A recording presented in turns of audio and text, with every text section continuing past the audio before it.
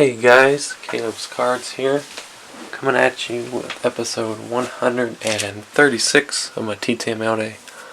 Had no TTMs come in yesterday, just some junk mail, so didn't film, but have a few today. Some pretty cool ones. One definitely a World War II hero that I'll save for the end. So how's everybody doing? It snowed this morning. First snow in Colorado, at least on my side of the state, out in northeastern part of Colorado. So yeah, I'm back to my old filming spot here at the desk. I've been trying different places, just hasn't seemed to work, so I went back to the tripod and this spot. So let's go ahead and get into this mail day. Enough rambling.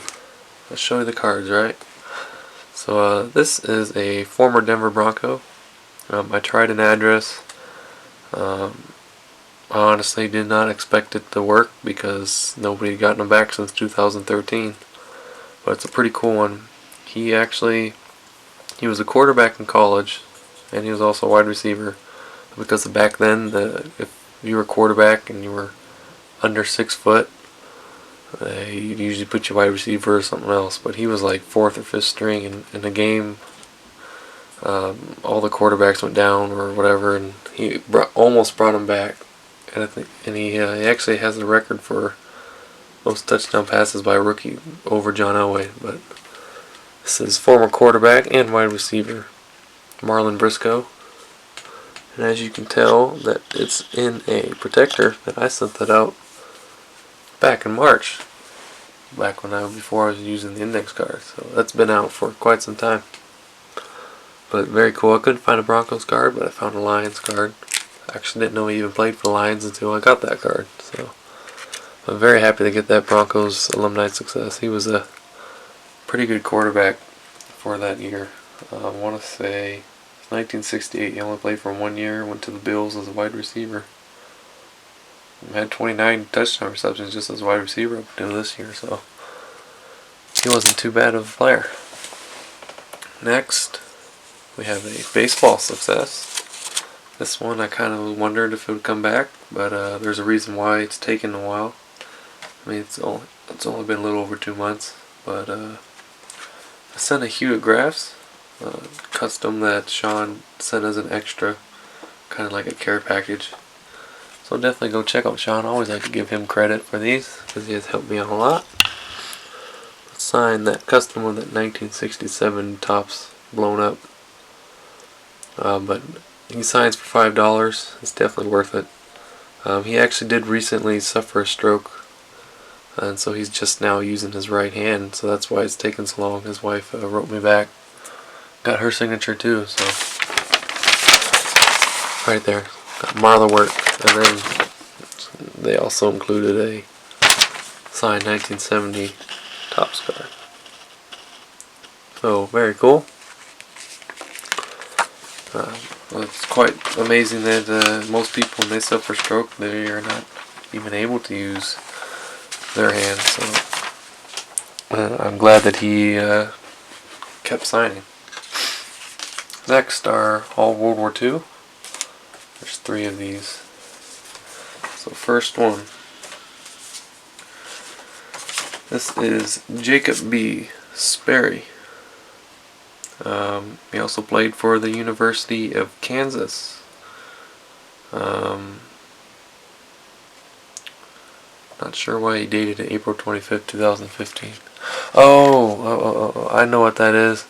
A while back there's a YouTube video, flag football game for a University of Kansas alumni game, and that he was the running back and they gave him the ball at a flag football game and he ran it in for a touchdown. I remember that. Okay, so that's why he inscribed it April 25th, 2015, because I was like, what? It's not April. So that's pretty cool. I did not know that until now. That just hit me. But he's a D-Day veteran, 75th Infantry Division there. Signed 2 index cards as well. So that's actually, that success just got even cooler, you know. So very, very, very sweet. Actually, I have 4 World War II veterans. I'm sorry, I skipped one. Next one is a Hewitt Grass.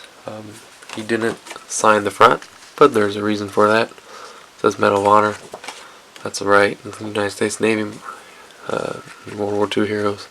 But he said, due to my high respect for the men who have won the Medal of Honor, I cannot sign the front. But he did sign the back of it, so that's alright. Got success.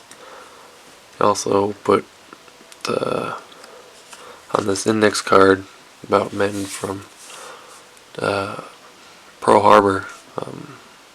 I think that's from actually his division, not necessarily Pearl Harbor, but 1,177 were killed, 342 survived, and 8 are still alive. So that might actually be Pearl Harbor. Might only be 8 still living right now, or might just be 8 from his. I'm not sure. I'd have to check into that because I was thinking the number was a little bit higher. Because I think I've sent out to more than 8 from Pearl Harbor. I'm not sure. Next, this is Warren G. Goss, signed as Fran Warren Goss. He is a D-Day veteran, Special Brigade, the 531st Special Brigade. He stormed Utah Beach. He inscribed it to me on that card, said to my friend Caleb, so that's pretty cool. I have to send him a thank you note for something else he also included. Also signed my 2 index cards. Let me zoom in there for you. But may God bless you and all that you do, your friend Warren G. Goss. And just some inscriptions.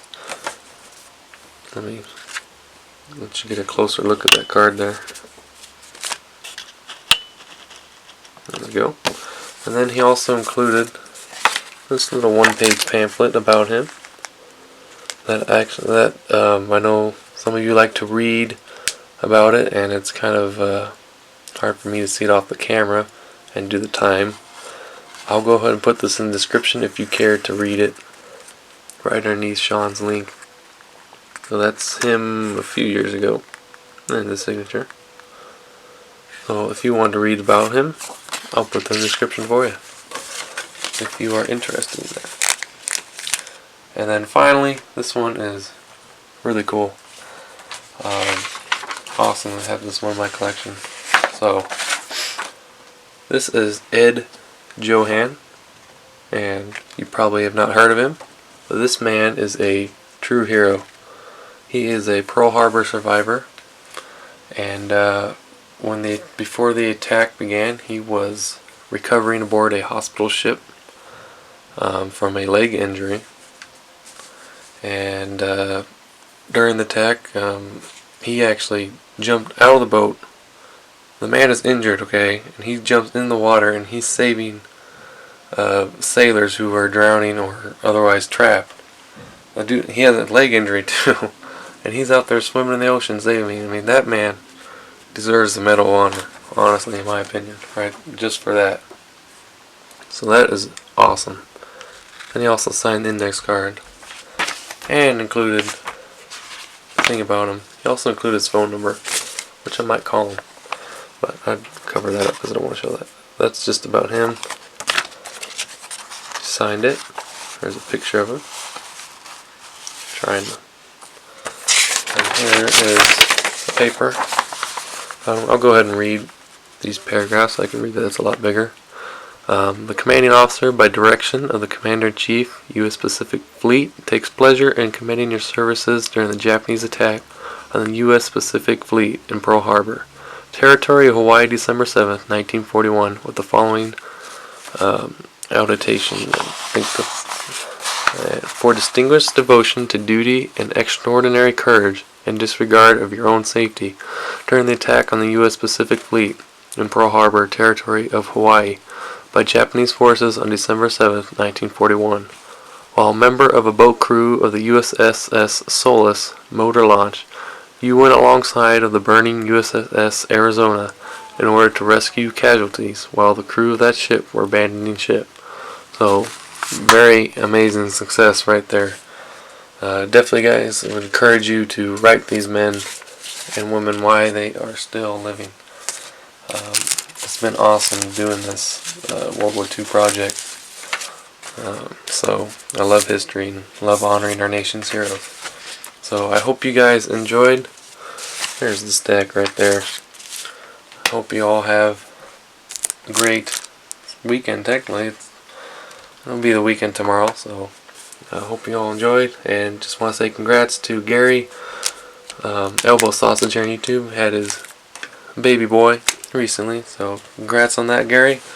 Hope you're doing well, and your son and your wife. So thanks for watching, guys, and I'll talk to y'all later. Bye.